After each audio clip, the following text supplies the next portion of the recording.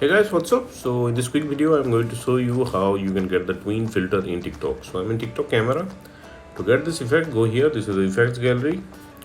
Okay, and check in the trending section. Remember this image. This is the filter. Okay, so this is your filter. Okay, and in the screen here you can slide and you can use green screen. Okay, and this is a car background. Okay, and suppose you are not getting the effect from the effect gallery, then what you can do, go to discover and search for twins.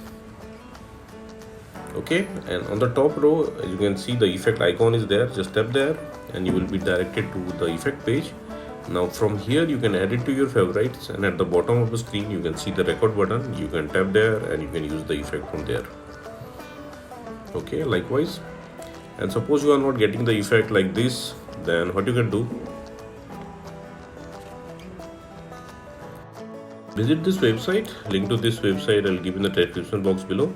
So here in this website you will see the filter icon. Just tap on the filter icon and open it with TikTok. Tap on open app. Okay, again you will be directed to the effect page. Now here tap on the record button at the bottom of the screen.